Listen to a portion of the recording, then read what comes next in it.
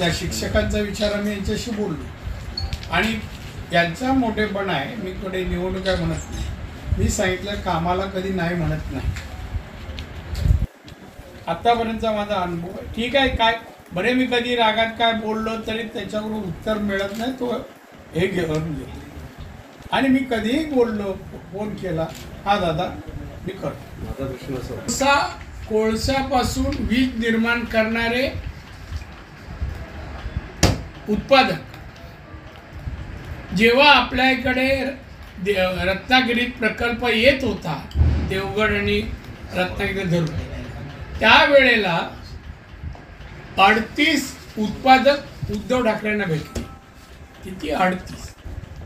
आणि त्याने एक सांगितलं की तुम्ही कोकणात होणारा प्रकल्प करू नका, ते केल्यास आमच्या विजेला दर मिळणार नाही, वीज तिथून घेतली जाईल, ती स्वस्त आहे आमच्यापेक्षा, कारण गॅसवर होती म्हणून, आणि म्हणून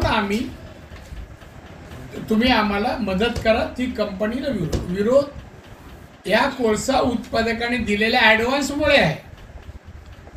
50 कोटी मागितले, पण सांगतो ॲडव्हान्सही झाला तिथे, आणि मग दौरे काढले, विरोध केला. तिथे लोकांसाठी विरोध नाही आहे.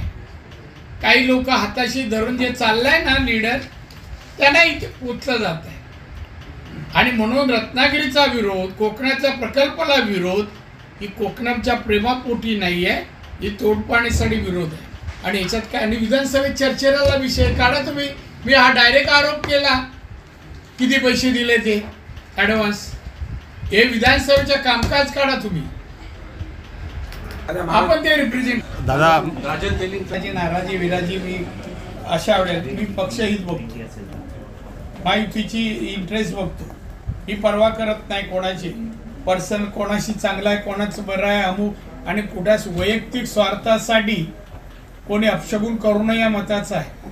आणि मी ठीक आहे, मी त्यासाठी तडजोड करणार नाही आणि कोणाची हे पण करणार, परवा करणार. आणि असं कुठल्याही कार्यकर्त्याने अशा प्रकारे ट्विट अमुक ते करू नये, असं माझं स्पष्ट मत आहे. मी ऐकल्यानंतर आज आलो आहे, आज समक्ष जे भेटतील त्यांना मी सांगेन आपला हिसाब किताब. या विषयात तेलीची चर्चा बोलणार, या विषयात तेलीना समज देणार काय? मला वाटेल त्याशी बोलेल. पर्टिक्युलर एवढं कशाला